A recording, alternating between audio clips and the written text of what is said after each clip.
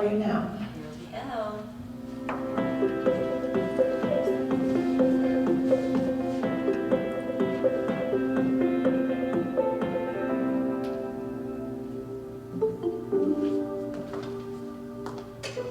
How I first started vaping was the beginning of my sophomore year.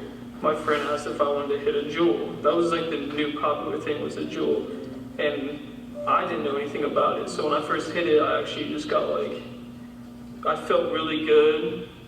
And it went straight to my head and I was like, this is kind of nice, you know?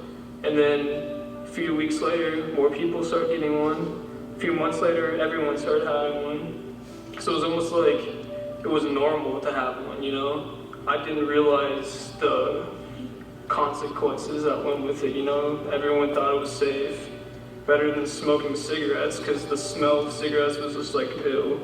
And everyone was like, I don't want my lungs to be black, so everyone was just like, yeah, vaping is better than smoking. And that's what I thought, that's what everyone thought. So I guess that's just what attracted me the most, was it was safer and it felt good, I guess. So yeah, every time I would hit it, I would have to keep hitting it more. So like in the morning, I'd probably have to hit it like 10 times to get a buzz. And then it went to like 15. Then it just like went to like a whole pot a day, which is probably like 200 hits a day. I think I spent, if I'm gonna be honest, probably like $200 a month, because whenever I was in the Juul, I'd probably buy a pack, 2 packs every week, which was $40. So it'd probably be around like 150 to 160, I'm guessing. So sometimes, like, after I'd hit something, it would literally just like go to like right here in my stomach. And some people get this thing called nicotine poisoning, which makes you literally like throw up. And like I've thrown up before. And like it gives me like a really bad headache sometimes, and like it makes like my bowel movement like really, really bad. So I never thought that it was nicotine poisoning, because the first time that I actually had that, I thought I was sick. But then like my other friend had the exact same symptoms. Like he threw up on me one time at a party. It was because he said he felt sick from the nicotine. I was like, I've literally felt that exact way before. He said he had a migraine. And as soon as like he hit it, he just like, his stomach and chest just started feeling like groggy, and he just didn't feel right. And like, that's like exactly how I felt. I brought so much smoke into my lungs that caused the blood to just rupture. And then it caused me to have a collapsed lung. And I know that's the reason why I'm here, because I was healthy in 8th grade. Like I was always in sports, I was always running, I was always active, and then I got into vaping. And then my lungs started, I couldn't run that well anymore. Like when I played lacrosse my junior year, I could not run that well. Like I was wheezing all the time, and it was never like that until I started hitting dab pens and hitting vaping. I got home from work about like 8 o'clock, and I started getting this like really bad headache. And then I just started breathing, and then like this pain just started like right here, and I thought it was like my heart at first, because it was just like right at my heart. And then this pain slowly started moving up to my neck, and then down to my lower back. And I just thought I was like sick or whatever, so I went to bed like midnight, woke up at like 3 o'clock, and I was like throwing up and stuff, so I knew something wasn't right. So I told my mom I need to go to the doctor, and the doctors told me to go get x-rays. And after I got my x-rays, then my doctor called me 30 minutes later. It was like, you need to go to the hospital right now. Your lung could collapse at any time. And when my mom told me that, I started like really thinking, like kind of like panicky, because I was like, I think I might die right now. And then like, it started coming back to me is it because I've been vaping? Like my lung could collapse? Like I thought it was just because I was sick. And she told me that, and it was like a life-threatening experience. I was just like, is this really worth it? This is scary. Like I started crying, like it was scary to me. So I go to the ER, and then they put a tube in me, and then they had to escort me to the children's hospital because I wasn't 18 yet. So once I got here, they started telling me that, or asking me questions. I told them that I vaped. And then they were like, yeah, it's because of that, basically, because I had a pneumothorax, which is basically a lung, like I said, a bleb. And the only reason why I got that bleb was because of Juul. Like, it caused cotton, or not cotton, what's it called, popcorn lungs. And that just basically built up air sockets into my lung, and one got really big and just ruptured. I don't really remember the names for it, but basically Incision 3, they put a camera in there, and they like scrubbed off that bleb, and then they like basically stapled it and glued it back together. I have this big tube that runs down. It's all bloody and stuff.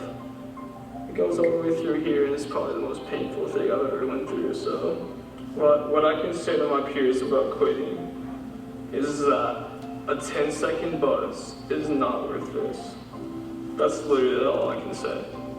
After going through this, juuling, smoking, hitting dab pins, this is literally not worth it, ever. Vaping will never be a thing for me again, I promise you that.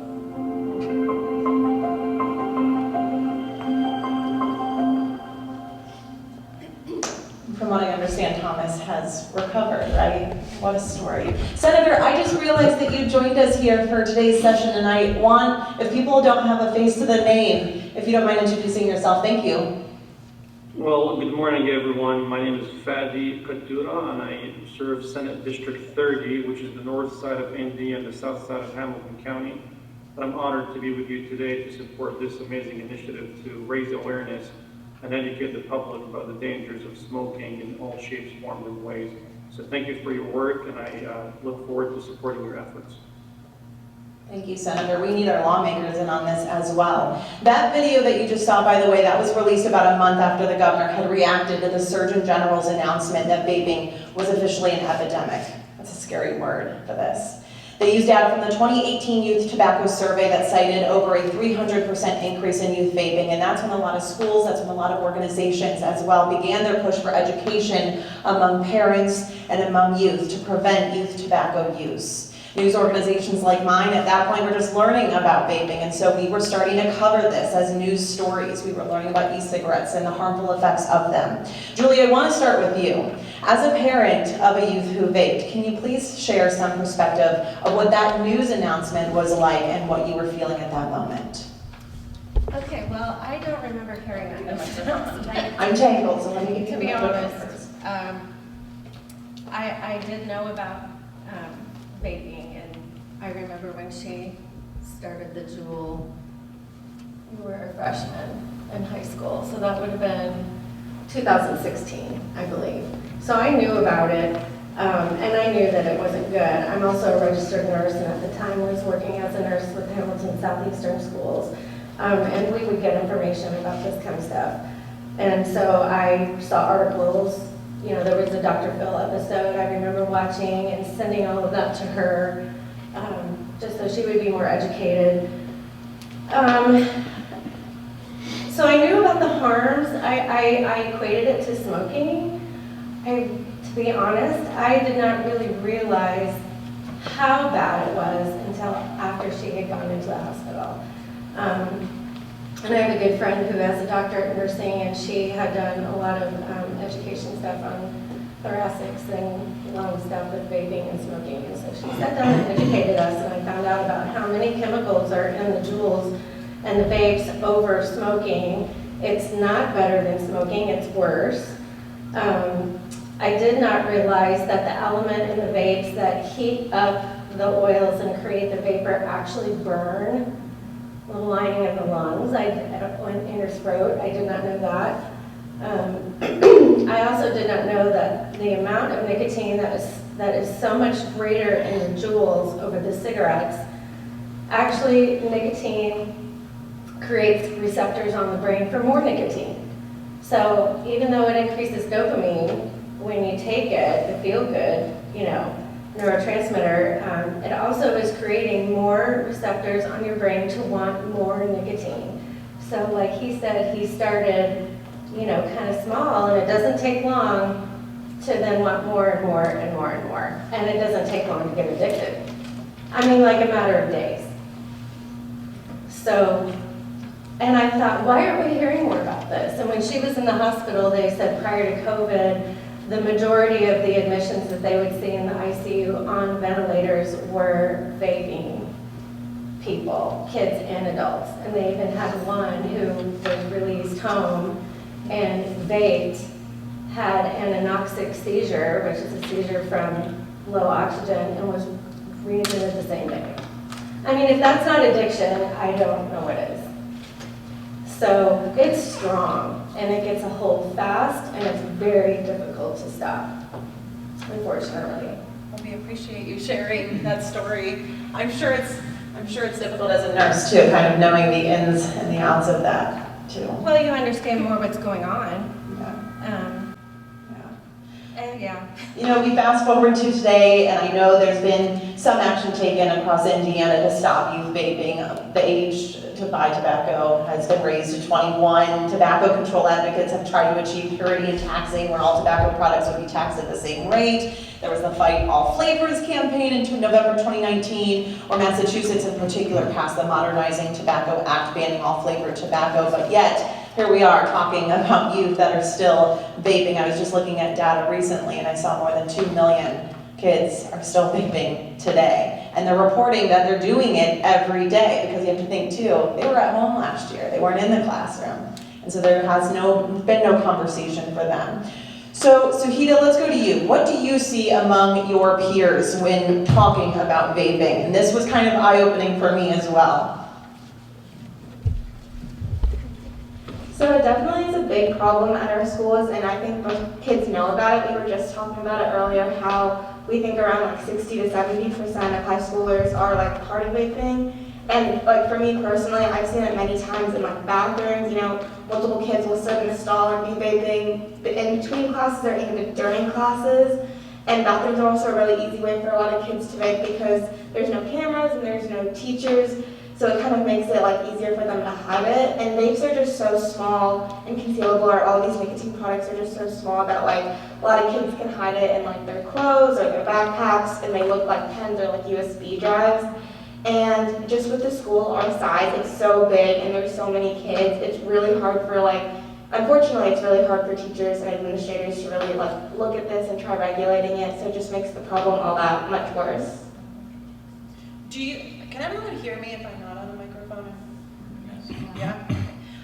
Do you feel as though tobacco company products and marketing have added to the problem? Yeah, definitely. I know that's one of the big things we talk about in our Breathe Easy Life meetings. We talk about point of sale and how tobacco companies really target youth. And I think a big part of that is because youth are so prone to peer pressure and trying to fit in, and vapes are one way to do that. So I think a lot of tobacco companies really target and manipulate that like insecurity with teenagers. And a big way they do that is with flavors. Like if you look at some of the ones here, there's like pineapple and strawberry, and that just makes vaping all that much more like fun.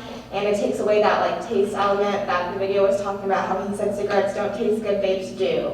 So it kind of makes it that much more like agreeable with kids, and kids like it more. And there's also a lot of vapes and cigarette products at like convenience stores, and kids my age, like I just got my license, I'm able to drive around, like I'll go to a drugstore or a gas store and pick up snacks or something, and you see vapes when you're going in those. And it just makes it that much more like convenient for you. And social media is also a big way that these companies target kids. A lot of kids my age also have social media. We have Instagram or Snapchat, and we see like these ads or celebrity endorsements or influencer endorsements of these products, and that again just adds to the problem of youth vaping because it makes it seem like such a fun experience instead of like a dangerous one. And it almost sounds like a convenience factor too, where you just get it from your friends. Mm-hmm. We've heard from teachers and administrators kind of the same thing. They agree that we're kind of right back to where we began. They're worried because commercial tobacco is coming out with new products, these new flavors that are really addicting, and it's not just like the bad group of kids anymore, right?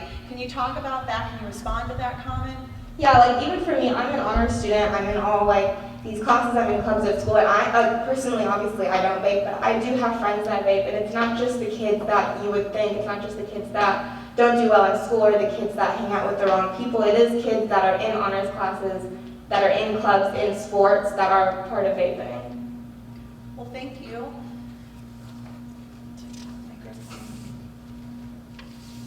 All right, so we've heard from Sahita that our youth are still vaping despite all the prevention. She's shown us the products. I mean, look at these. Some of these are very convincing that they're something else. These were all Lizzie's. These were all of Lizzie's? She left them in shoe boxes underneath her bed, but she said later when she pulled them out that that's what they kids do. So They keep them as a trophy. And then she was talking about that too, yeah. So if parents are not realizing now that this is a conversation they need to be having at home. Yeah, and I didn't know they were there until we got home from the hospital. She pulled them out and was like, I'm done with this. And I'm like, what is this? And where, how long have you had all of this? And it just sunk my heart.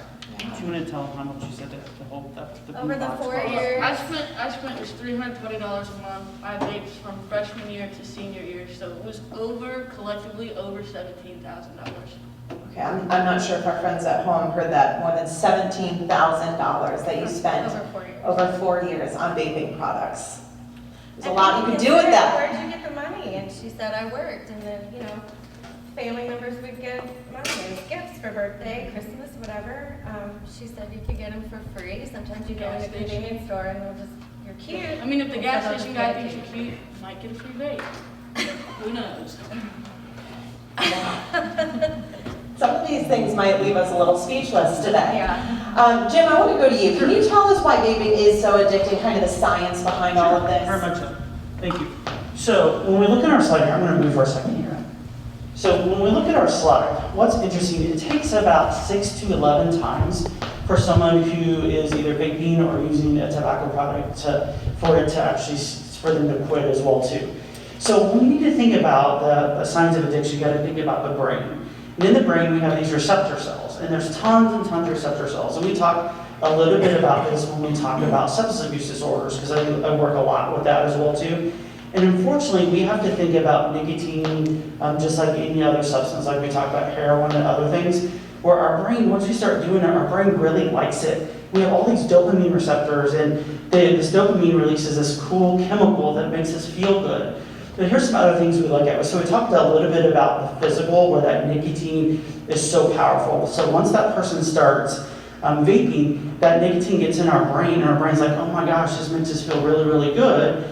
And I'm behind in schoolwork, I'm not being able to do stuff. So mentally, I think, so nicotine is a stimulant, so then I'll be able to focus more in class, all this type of stuff. But I don't think about the negative connotations of vaping and tobacco products as well. We also talked about the mental thing. We know that's part of their daily life, as one of the panelists mentioned. I do a lot of education in the schools, and it's very common that you'll see kids go ask the teacher to go to the bathroom, and they come back and they smell like apples. And I'm like, why do you smell like apples when you came back from the bathroom for? Or you see tons of, I've seen this before in the guys' bathroom, you see tons of guys in one stall, and you know exactly what they're doing because you see a cloud of smoke in the bathroom, then you go get an administrator and the other stuff as well too.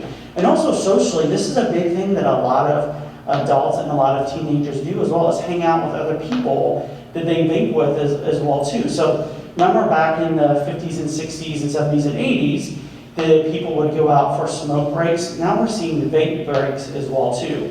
And it's very interesting. So I want you to start thinking and keeping an eye open when you go out to places, and think about, like your restaurant or wherever, when people are on their break, think about how many of them are actually vaping as well too. It is very common to see groups of people out vaping as well too. So there is some science about nicotine addiction and the other chemicals that are released in the brain as well too. I think that's fascinating, especially because teenagers don't know a lot of that. Lizzie, you've already left me speechless once. And I may have you repeat some of what you just said, just in case our friends at home did not hear you. You kind of had a similar situation like Thomas in the video, and so why don't you tell us how this kind of all began for you, how you became addicted? It was actually a lot similar to Thomas than I thought it was going to be. But yeah, I was, just having a normal day. And then I started getting like shooting sharp pains just right underneath my lungs. So I was like, oh, that doesn't feel good. That doesn't seem right. And then it went to my lower back, up my spine, to my neck, to my head, and then it was strictly just my lungs. And so we thought it was COVID, so we went and got tested for COVID like 4 different times. It was negative every time. We went to the doctor, they thought it was bronchitis, and then, so we just, got medication for it, and then it was just, we just were waiting for it to go away. And it never seemed to go away. And then I fell asleep one day on the couch, and I woke up and my mom was like, do you feel like you can breathe okay? And I was like, yeah, why? And she was like, you're breathing way harder than you should be. Really like, fast. you're breathing really fast, and you should not be breathing that fast. And I was like, oh, okay, I feel fine. So she's like, okay, we'll wait a couple more days. And then it got to the point where it was like, I can't breathe. Like, I was like, Mom, I can't breathe, I feel like I'm gonna die. And so she called the doctor, and the doctor was like, you need to go to the hospital. Like, no, you should have been there before. So we got to the hospital, and honestly, don't remember much of the first few days. Because when we got in there, they said, your oxygen level should be between 95 and 100, yours is 62. So, I think it was in the 80s. it was in the 60s. It was 60, I remember because I was like, I know my eyes popped out of my head, whatever I was like, number what do you it mean was. it's 62? They were like, yeah, you're like not getting any oxygen into your lungs absorbed at all. So I went to the hospital, we got, tubes. I think they put me on a ventilator. Was it No, on a you were on ventilator? It was like the tube. You were on CPAP, you Yeah. were on oxygen, and then you went to BiPAP. Yeah, BiPAP, Which is CPAP. a medical thing. And so I really don't remember being in the hospital until around the 3rd day. And that's when I'm like, okay, I can tell you what the room looked like, I can tell you who was with me, I can tell you what they did. But like, if you ask what happened on the first day, I don't know. I just know I showed up there and they told me my oxygen was really low. But she wasn't struggling to breathe, like you would see someone, at whatever number it was. I was just stunned when we got to the hospital and they were talking about it, since it wasn't COVID. The only other, they did a chest CT and x-rays and came back and said her lungs look like a COVID lung, or the only other thing that this is looking like is vaping lung injury. And I just was stunned, and I Googled all the symptoms, and she had every single one of them. Did you know she I did.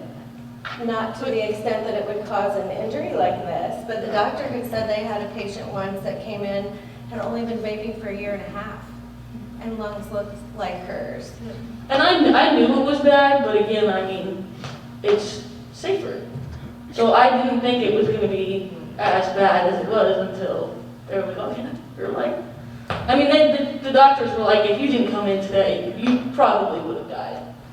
At what point do you get scared that, well, either of you, that Yes. then Yeah, when it came to the point where I was like, Mom, I feel like I can't breathe, it was like, oh, and like this is like serious, like we some need teams to. would maybe tough it out, right? I mean, Yeah. you know what you've done. Yeah. Mhm. But vaping lung injury is not even crossing your mind, and Mhm. you're thinking, but she doesn't present like someone really sick. And I even asked the doctor, and then, when we got there, I said, why are her lungs clear? Her lungs Yeah. are clear. Cause she did she put the stethoscope on and like listened to the back, Yeah. and it was like, They're well, you're not getting there. jumpy. I mean, there's no wheezing, there's no crackle. I mean, it sounds clear as day. Yeah. So we kept thinking it was some weird virus, but what happens is that the lining of the bronchioles gets swollen. There's no mucus being created in the lungs, but the lining from the lung to the tissue on the other side is so swollen that oxygen can't diffuse over that and get into the bloodstream. So I now have a pulse oximeter at my house. And actually someone else has it right now because their family has COVID and he went to the hospital because of it. because of the pulse oximeter. But anybody who has a vaping child, I would say get one. You can get them off Amazon. They're like $10. Had I had that at home and known that her oxygen level was what it was, we would have been to the hospital a lot sooner. But I was going by her external presentation, and that was, got blood pressure, stethoscope, don't have this. But you have to know what the oxygen level is, and we didn't have that. So if your child is going to do this, have that on hand. Yeah, it was very eye-opening. It's the famous word of the day, isn't it? And I do want to point out that we've done several stories since, and doctors have told us it does very much look like COVID lung at times. Yes. And it's confusing for them too, because is it COVID or is it a vaping lung injury? Let's kind of go through then what happens from there, especially having to break your addiction. How difficult was that? Very. There's still days where it's very difficult because going through high school, like, I didn't have a friend that didn't vape. Like, still don't have a friend that doesn't vape except for like 2. But that's everybody else that I know. I mean, spends their money on vaping. So you're gonna constantly be around it if you quit. If you want to keep the same friends, I mean, that's up to you. I've gone through different friends since that, and a lot of them still do vape. It's gonna be very hard to find people that don't, who are, because like, I would say, just getting out of school 2 years ago, around 80% of my high school, of people that I knew, vape. So, you're gonna have to deal with seeing people vape, the smell of apples, or pineapple, strawberry, and it's gonna be hard because you're gonna smell it, and you're gonna be like, I want to do that because like I'm stressed, or I'm getting a really bad grade, or this is happening and this is happening. But if you can make it past those first 2 weeks, you're golden. But it's just having to deal with the people around you who are vaping, the want to vape, because that can get very, very, very strong at times. And just having to push through it and find different ways to cope with things without having to use a vape. So, What's your biggest fear if you were to vape again? my biggest fear if I were to vape again would be that I would die. Mom, real quick, before we move on here, if there are parents that watch this back later, how do you help her navigate all of this? Well, if she talks to me. She didn't always tell me everything, but, or what she's going through. There's a lot of... We got her in counseling so that she had another avenue to discuss all the things that were going on in her life that the vaping helped her with the coping. And then we also got her, I talked to one of her physicians about starting Wellbutrin, which I know is a medication that a lot of people use to stop smoking. And we kicked her around and we decided to try it, and she said that's helped take the edge off as well. It's helped a lot. Yeah, so I would say between the counseling and the Wellbutrin, those 2 things have helped a great deal. And then I just emphasized to her, she's got to have you have to have friends who have your back, who aren't going to pressure you to do something that they know. You just got out of the hospital. The intensive care unit, please don't have friends that are like, here, let's vape.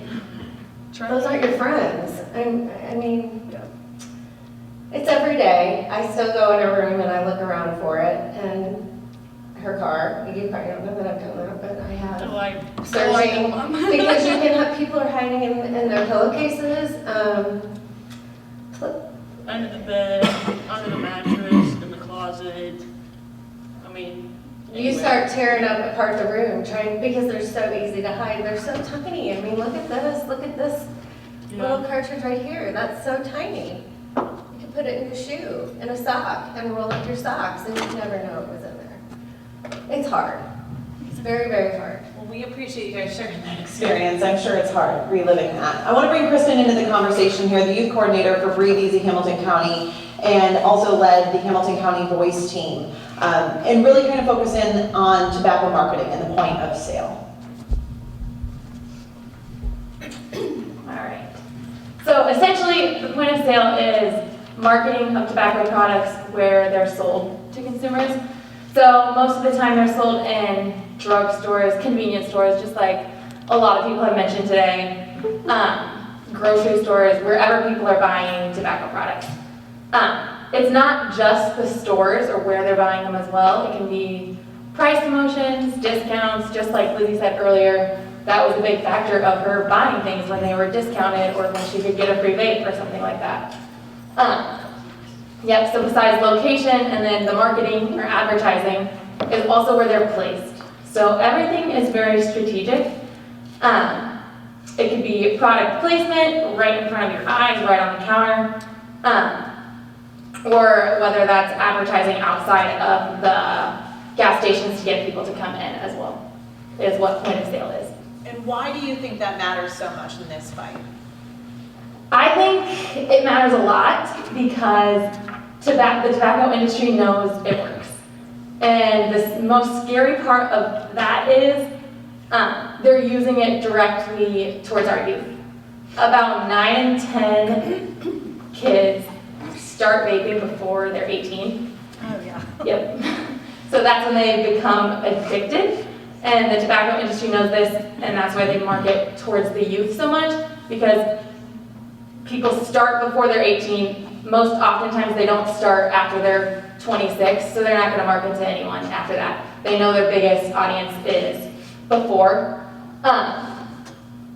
So looking up here, the 3 things that matter the most, what I just said, marketing towards the youth, because they're encouraging them to start early, getting hooked early on. The second thing is it makes quitting so much harder, just because where they're placed in gas stations, like we mentioned today, they're so easily accessible.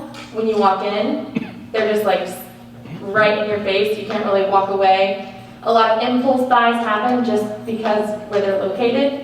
And then the last thing is they target low income, which makes the disparity of the tobacco industry greater for lower income. If you go into a gas station, you have a picture here. What does it look like?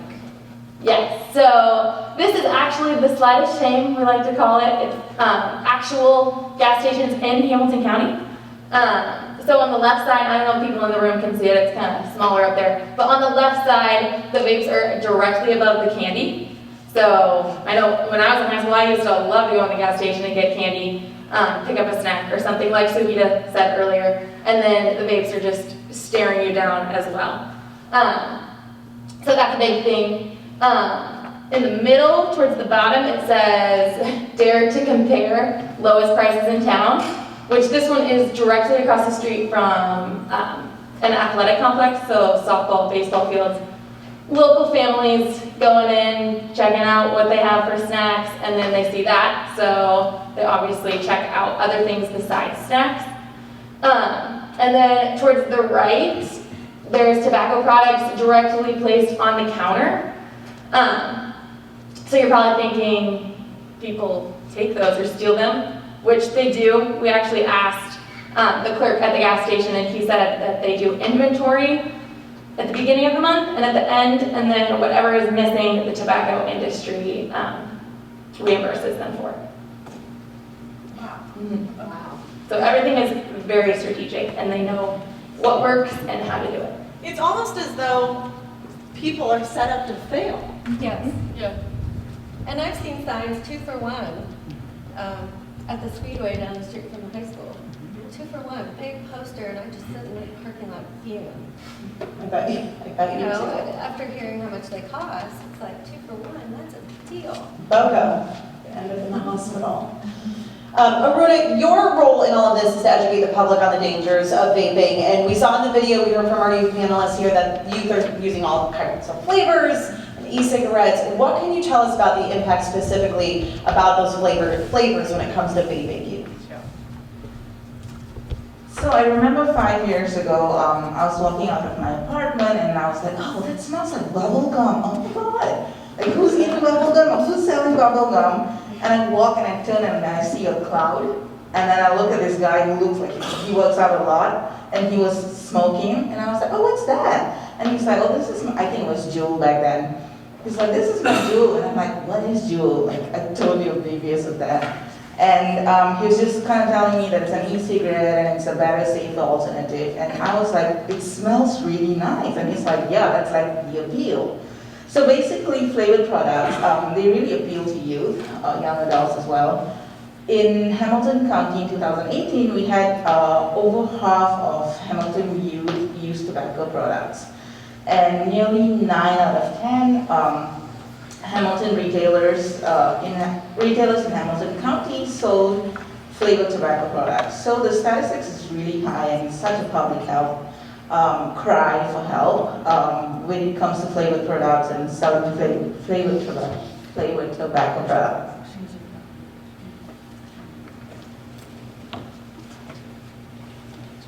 The graphic that you're showing from Hamilton County store audits here, and I'll step out of the way, was that flavored tobacco products were very commonly sold. And so I think most of us have heard probably part of the answer, but why add the flavoring?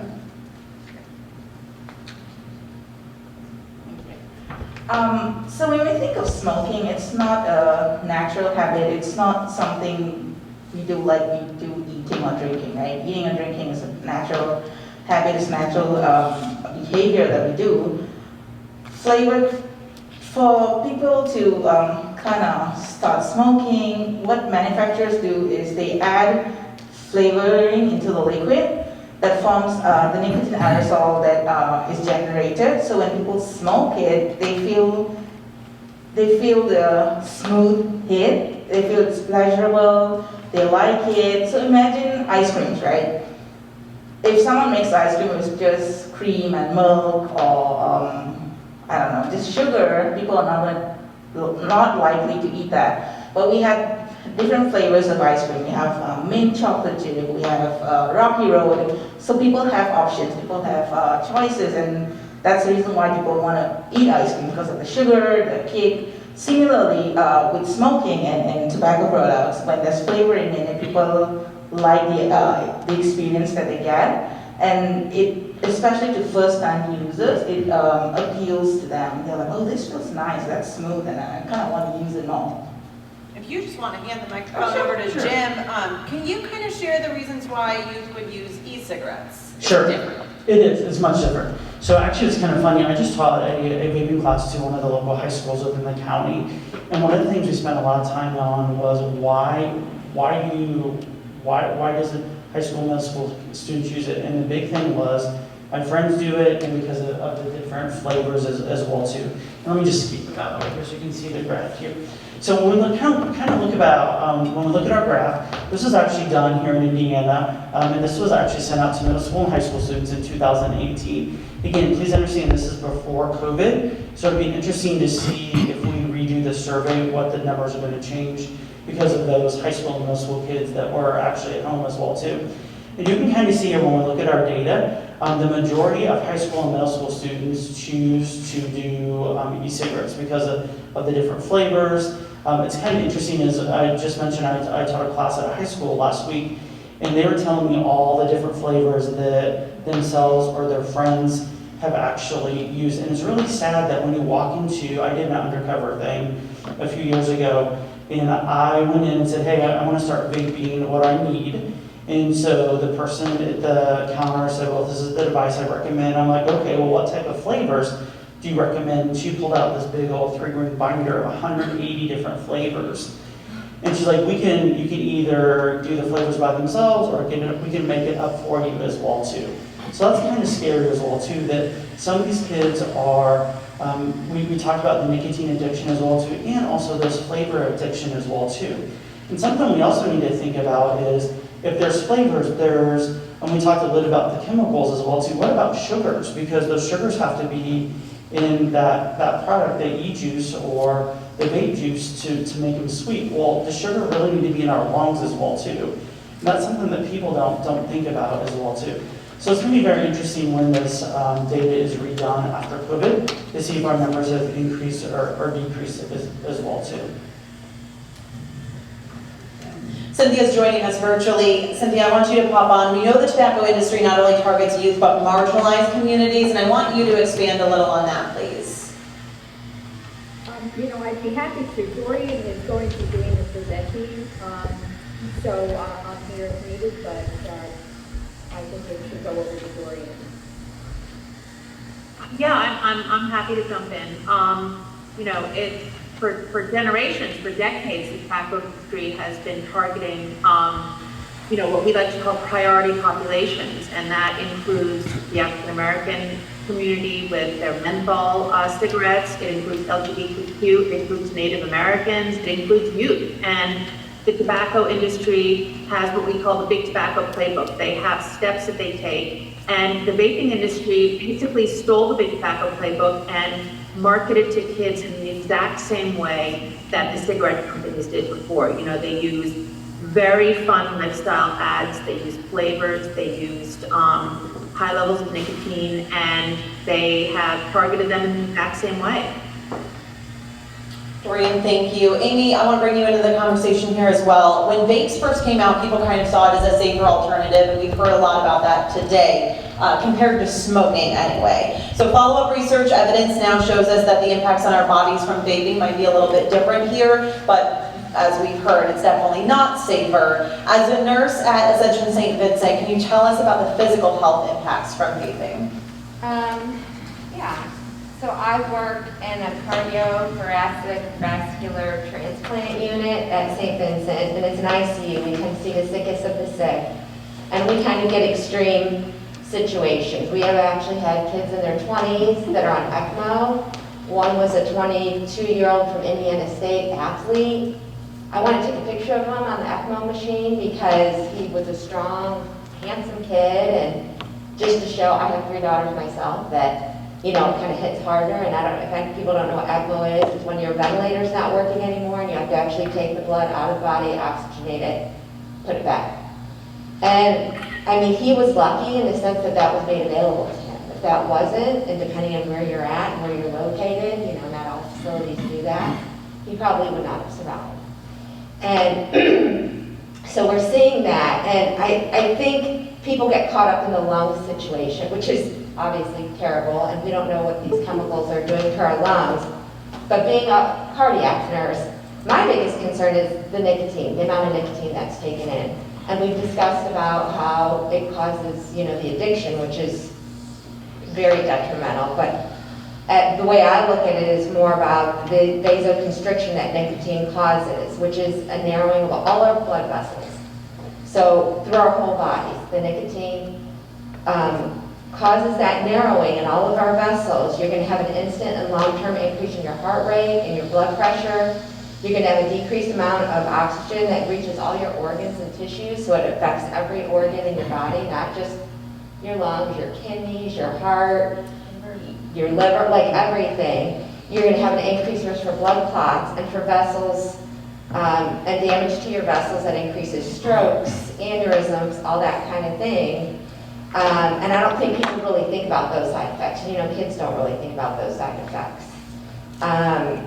So that is what I see. And then I see on the other side too, where we've got older people who've used it as a cessation. And just last weekend, I took care of a 61-year-old who'd been hospitalized like 5 times in the last 6 months, requiring being on a ventilator because her COPD and her heart failure was so bad. And she was talking about how she's not smoking anymore and that she's really working to do better. And then we over here talking about how she vapes. And it's unfortunate because it is an addiction, but people are misinformed. She's really thinking she's doing the right thing where that shouldn't even be an option. You talked about the short-term impacts. What is the medical community predicting as far as long-term impacts? Well, I mean, overall, how long did it take us to figure out what the long-term impacts were from cigarette smoking? So we have a lot to still learn, especially in terms of these chemicals that are in there and what they actually do. But what we know today is heart disease is the #1 cause of death in the U.S. 1/3 of the deaths from heart disease are a result of smoking. Smoking kills more than 440,000 people a year. That's 1,300 people a day. And smokers are 2 to 4 times more likely to have heart disease and stroke.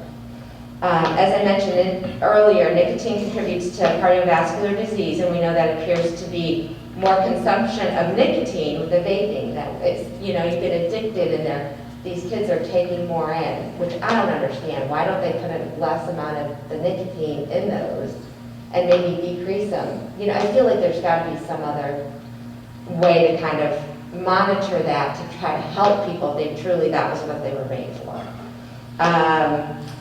And we also, we also have had a surge of what they're calling the EVALI, which is the e-cigarette vaping acute lung injury that Lizzie and them have had, and that the children at ECMO have had, and that wasn't something you saw before with regular ones. I think they said there's like 2,000 reports and 60 deaths as of January of 2020. I have a more recent one. And then you throw COVID into it. We want to say we're post-COVID. We're never going to be post-COVID. And so you're setting all of these people up to have even more of a predisposition for having devastating results from COVID because their lungs are not good anyway. And where that's going to put us, it seems like it's just getting worse. I think what is devastating is that the message of the effects of smoking was actually getting out to our younger generation. And we did see a decrease in the number of smokers, and then vaping came along as a safer alternative to smoking. And we've seen that it's being marketed to our younger kids, and it worked. They're saying 3,500 adolescents start to vape every day. Those are most likely would never have started smoking to begin with. And if they weren't misinformed that it was a safe alternative to smoking. Smoking is the single most preventable cause of early death in the U.S. And vaping is not safe. And there are devastating long-term complications, and we need to all work together to get this word out, which it's great that we're all getting together to do that. Thank you. Dorian, thank you for popping on there real quick before. I want to introduce Dorian. She and I got to talk a little yesterday, and I learned a lot from her. She's the co-founder of PAVE, which is Parents Against Vaping E-Cigarettes, and the catalyst as well for starting an organization. When Jewel spoke to your son's 9th grade class, you and I talked a little about this yesterday during an anti-addiction talk. They go in, you think it's one thing, it ends up being another. The tobacco industry not only targets the youth, but marginalized communities, and so we elaborated on that. Tell the story, though, if you don't mind, about what that was in that classroom. What happened that day? Yeah, no, of course. Thank you. Thank you for having us. You know, our friend came home from school that day and said, you know, we had a really strange presentation today. What happens is schools bring in a third-party anti-addiction group, and then the kids leave, the teachers leave the room so that the kids can talk freely with the presenter and the specialist. So this presenter was giving the talk and said, you know, I work for Jewel. Jewel is totally safe. We don't want you as customers, but we are about to get FDA approval any day. So my son and my co-founder's son, Meredith, her son Caleb, went up to this presenter after and said, you know, we're curious, what do you do if you have a friend who's addicted to nicotine? Speaking about my son, because my son was juuling at the time, and the presenter took out his Juul, he pulled it apart, see these are the pods, he pulled it apart, he showed them how it worked, and he called it the iPhone of vapes. So when our sons came home and told us that, we were furious. I mean, they say you could hear a collective sigh of relief. More than half the kids in the classroom were vaping at the time. This was in 2018, so the youth vaping epidemic had just begun. And, you know, adolescents are incredibly susceptible to addiction, as you can see here. Would you like me to go through the slides in the presentation a little bit? So we've heard a lot of your specialists speaking about this already, so I'll just go very quickly through this. But you know, the adolescent brain is very susceptible to addiction. It's malleable. This is the time in their lives when they're learning behavior. So these high levels change the adolescent brain permanently. They rewire the dopamine reward pathway for further addiction. So we need more and more of the nicotine in these devices to create the same feeling, and very quickly they are able to, they move on to other things. And the nicotine itself causes permanent cognitive change. It affects the memory, the processing speed, and the impulse control. And, we know that adolescence is a time of, it's a difficult time for teens and for parents, but, teens are undergoing incredible stress, anxiety, and depression. And very often, these devices, the high nicotine levels actually make them feel better. It alleviates those symptoms of anxiety and depression. But the problem is, as I said, you need more and more of the nicotine to get that same feeling. And so very often, it then exacerbates the anxiety and the depression. And they just can't get out of it. So it's a vicious circle, and the tobacco industry knows that, which is why they've created these devices. Someone said, well, why don't they put less nicotine in it? It's supposed to be smoking cessation. The issue is that these companies are hedging their bets. They're trying to find new customers because the youth smoking rate did go down dramatically. It was 28% in 1997. By 2017, it was down to 6%. So the tobacco industries knew that they needed to find new customers. Historically, they've targeted these populations, whether it's, as we discussed, LGBTQ, the African American community, but also rural populations, military veterans, Native Americans, and kids. We could go on to the next slide, which really shows, yeah, there we go. Fantastic, fun lifestyle ads targeting African Americans in their own communities. Very often, menthol cigarettes are cheaper in African American communities than they are in, white communities or rural communities. So they are specifically targeting, and they've used the same concept when they went after our teens with the Vape Rise campaign. And I'm speaking about Juul, who is solely responsible for the youth vaping epidemic. There are lots of copycats who have come along. I have a few of them here. We have the Puff Bar, which is now, with the new numbers that came out this week, the new teen favorite. But we have the Mileys. I mean, they look like crayons. They're fun and fruity and colorful. So we can go on the next slide. And you may say, how do you know if your teen is vaping? We have lots of teens who spoke earlier about how the sweet smell was, no one knew. It wasn't as stigmatizing as a cigarette. If your teen is leaving the room a lot, if there's a sweet smell, my son would come home and he smelled sweet, I thought he was my girlfriend because he smelled like, fruity perfume. If they're coughing a lot, the mucous membranes become very dry because the propylene glycol pulls out the moisture in their mucous membranes.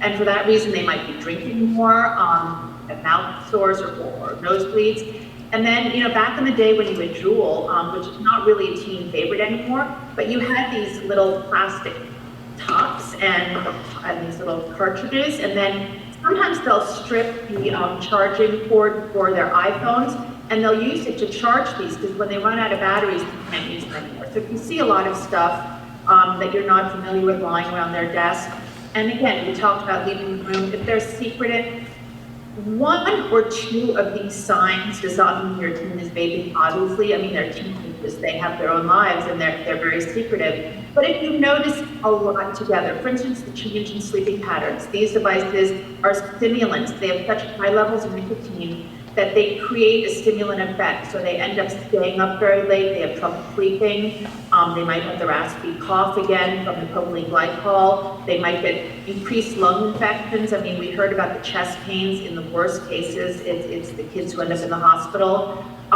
Because of the stimulant effect, they have heightened caffeine sensitivity. Irritability is a big issue we hear about. We hear about kids who end up punching walls. They are so hyped up from these devices, and they're more anxious. I mean, it's almost hard to describe the level of aggression and anxiety that can come about. And then we heard the young man in the video talking about the changes in eating habits. Kids get nick sick. It really, some kids will lose 20, 30 pounds, in a month. I mean, because they just, their gastrointestinal issues are out of control. So, parents are the first to vent really, and obviously the model behavior. If you do smoke and vape, have a conversation with your child about how difficult it is to stop, how you think smoke started, and try to avoid doing it in front of your child, but also keep the conversation going, whether it's with yourself or with other trusted adults, coaches, community pediatricians, and again, just keep the conversation going. If we go to the next slide, we can see a little bit about how to talk to a child about vaping. Young 9-year-old, I have a 10-year-old, she just turned 10, they watch Cartoon Network, they watch Nickelodeon, and they see a lot of these anti-vaping ads on TV, which is fantastic. But you have to start the conversation early so they understand what they're seeing, so they understand if they're in school and they go to the bathroom and you see 6th graders vaping, that they understand that this is bad. So it's not a one-time conversation. You have to keep going. Obviously, your kids might shut you down right away. That doesn't matter. You just keep at it. If you hear from something, if you see, if you're walking past a vape shop or driving past a vape shop, use opportunistic moments. And obviously don't talk about it in front of their friends because they might be very, sensitive or embarrassed. If we go on to the next slide, we can hear that, you have to tell them that they're targeted. This presentation today has been amazing. And if you go home and say, the tobacco industry has targeted kids for generations and explain to them, that might resonate with them because some kids understand don't want to be targeted for profit. And you have to know what you're talking about. You have to use the right terms, hit a jewel. You have to understand what the terms are so that you are relatable to your children, and you have to know what you're talking about. Go to the next slide. There's so many facts in this presentation which are so amazing. So if you can pull out some of the facts and talk about some of the health effects, there's not one specific approach. Every family is different. Every child-parent relationship is different. So you know your child best. It's best that you figure out your own tactic, really. But it's important you don't lecture. You have to talk to them. You have to hear where they're going. You might say, now that you're back in school, are kids vaping in the bathroom? What we're hearing from all of our school partners and our contacts around the country is that for so long while kids were at home, they weren't necessarily vaping because they didn't have access to these products. But now that kids are back in school, the educators are becoming very concerned because kids are starting up again. And we actually have a partner who created these vape detectors that they put in the bathroom. And kids' business has gone up 400% in the past 2 months. That's how dramatic it is. Kids are back in school. So you have to be clear that you understand what's going on. You didn't prove a big thing, but then you understand the situation that they're in. You have the next slide. As I said, you don't need to exaggerate. I mean, you can talk about these people that we heard about today who ended up in the hospital. Those are the most extreme cases. We have kids who are kicked off their sports team. The kids who just, have to go to the bathroom all the time during the day, so they end up, their grades fall. You don't have to exaggerate. The effects are out there, and as I said, you can talk about how they've been targeted by big tobacco. Someone mentioned the new numbers. This week, the numbers came out that said 2 million kids are vaping. It's a serious health issue. The numbers have come down from last year, but again, that's because kids were at home in quarantine. The number of kids who vape every day have gone up. That shows that kids who were continuing to vape severely addicted. And I think we're going to have to see what happens over the next year because as kids go back to school, they are confronted with behavior. And, as one of the moms said earlier, you have to find a new group of friends. If you're with friends, you don't want to vape, and your friends are putting vaping on you, maybe they're not the right friends. So, again, adolescence is such a difficult time, and you add vaping and you add COVID and quarantine, and it's a very difficult time for your kids. So sensitivity is very important. We have the next slide, and I talk about our our experience with Julie coming into our classrooms. We were not the only one that Julie targeted. The school went to summer camps for kids. They paid schools in California $10,000 in underperforming neighborhoods, again, targeting rural and at-risk communities. They put schools in poor neighborhoods to allow them to come in to give their anti-addiction talk. Well, you know what? That's what Big Tobacco used to do. So we spoke about that in Congress in 2019. We actually spoke 200 times in Congress again about that. But when we spoke in Congress, we were joined by a woman from a Native American community who also said that Juul came into her community. So, they are despicable and relentless. We go to the next slide. And it's really about gaining a new customer. They're, as I said, cigarette smoking has gone down dramatically among kids. This is not stigmatized, and that's why they've gone after our kids now. The tobacco companies, Marlboro, Philip Morris, R.J. Reynolds, we've all invested in these companies. We have a podcast called Wrong Moms, and we talk about the history of big tobacco. We talk about Juul, we talk about moms and parents who are fighting back, and we talk about kids. There's some amazing stories about families who've been harmed and how parents basically stood up and took back their power, and how schools are reteaching their bathrooms. So it's a fun project that we started during COVID, and we hope you can all listen. And then, we'd love for you to follow us on social media. We have a lot of opportunity for parents to get involved, educators to get involved, prevention specialists. We're called Parents Against Vaping because we don't want to say moms against your dads. It's about full family, grandparents, but it's also about the whole community. Everyone who cares about kids. And we're just so thrilled to be here, so thank you. Thank you, Dorian. I'd like to close just with a call to action.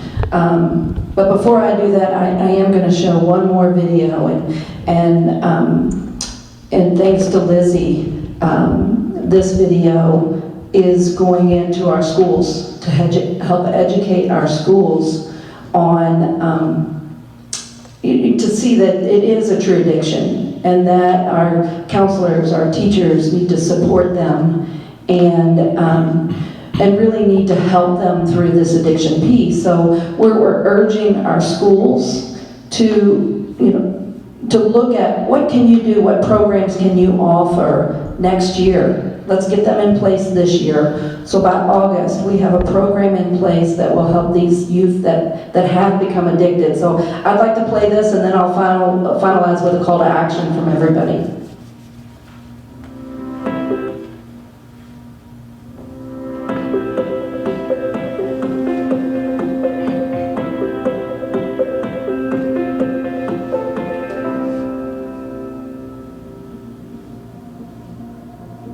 While the pandemic has taken over headlines and is becoming definitely in the forefront of people's minds, the epidemic of vaping is definitely still prevalent.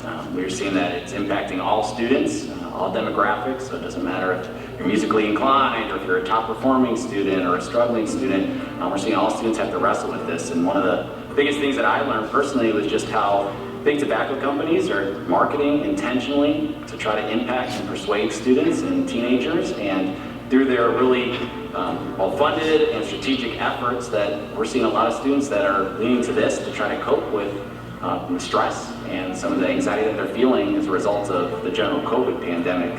One of the biggest concerns that I have is that basically this coping or this unhealthy option that students are finding themselves falling into is really impacting their brain development. We know that neurologically it's shifting their chemical imbalances, and that their brain's not even fully developed until 25. So the implications there are that they're going to continue to struggle with this, and it makes breaking that addiction even harder. At Westfield, I've had the opportunity to work with our local tobacco coordinator on engagement opportunities for families, parents, and students.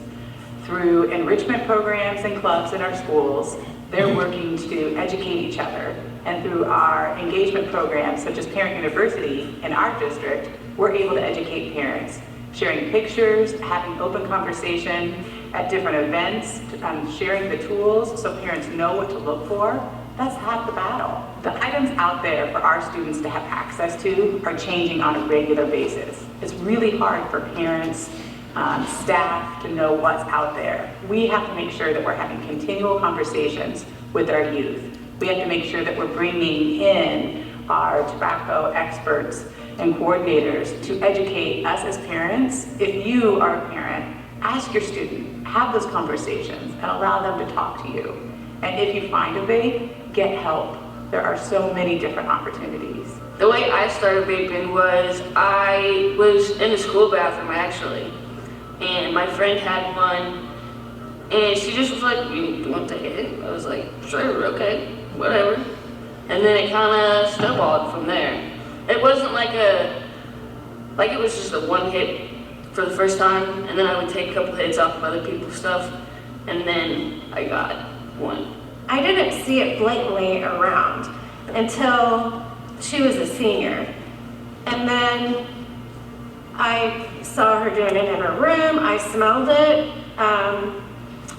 and then I would go searching through her room when she wasn't at home, and it was everywhere. The little cartridges, the pens, I mean, there's so many different kinds, and they look different, and I was not up on all the different ones. I just knew she was doing it a lot. Last month, it kind of got to where I couldn't breathe. I just felt like I couldn't breathe. I was like, "Mama, I can't breathe. Like, I literally cannot breathe." And she told me that I was breathing hard. And I was like, okay, whatever. Didn't realize it. And then the day I went into the hospital for it, she woke me up when I was sleeping and was like, "I'm on the phone with the doctor because you were breathing 44 times a minute, and that is not okay." And I was like, okay. So the doctors were like, "Take it to the ER, she needs to go to the ER." I don't remember being in the ICU. Like, I don't remember the first few days of being in the hospital because my oxygen was so low. And I had to be on a CPAP machine, just a regular nose tube. And then there was another nose tube, I can't remember what it was called, but it was pressurized, humidified air that was going in. And it was continuously. So that helped a lot. But I just, yeah, it was bad. Well, what I can say to my peers about quitting is that a 10-second buzz is not worth this. That's literally all I can say. After going through this, juuling, smoking, hitting dab pens, this is literally not worth it, ever. Vaping will never be a thing for me again, I promise you that. The problem with vaping among youth is that vaping is addictive. It is as addictive as any other chemical or any other drug or alcohol, but nicotine is very, very addictive. I have had many clients talk about how much more difficult it is to stop smoking than it is to stop marijuana. It is very, very tough. One of the biggest risk behaviors is smoking. Whether traditional smoking or vaping has the potential of creating a lot of inflammation in the lung, decreasing the immune response, and leading to acute as well as more chronic lung disease. There are a lot of resources that the schools can tap into. American Lung Association has some programs. The state of Indiana has their vape-free program. You know, I think to look at those at the school level to say which of these programs work with our kids, which ones are going to appeal to our kids. I think we can get the parents involved to say to the school, we want these kind of programs in our school building so that we can protect our kids the best way we can. Do you have or know a youth who's addicted to vaping? There are free resources to help them break their addiction. Connect with your local tobacco control coordinator.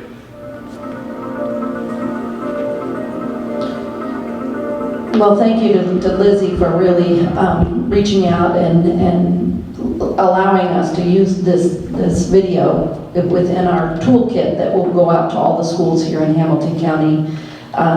We're very thankful for you being open and speaking out, and we need more youth to do that. But, you know, I know it said reach out to your tobacco control educator, but I'm only as good as the people that are around me. And a lot of these members on the panel are part of our coalition, as well as part of Kristen's alliance. And it takes all of us to get involved to make a difference here in Hamilton County. You know, we need to, I really need help doing some of our tobacco audits to gather that information that we use our data in presenting every year. We actually go into all our retail stores in Hamilton County and do an audit. So this is a call to action to you. In January, we'll do a training and we'll start those audits in February and complete them in March, and I really need your help in completing those. Also, just educate your family members, your school communities, and know that there are experts, Jim and Aruna, that are more than happy to come in and educate as well. So we all work together as a team, and we definitely need your help. I'm thankful that you joined us today, and especially thanks, you know, if anybody wants to shoot our legislator, Senator Kadora, and thank him for being on the call today. That would be fabulous. So thank you so much. We will send out follow-up packets after this with lots of information for you. So make sure that those of you online did put your email address in the chat box.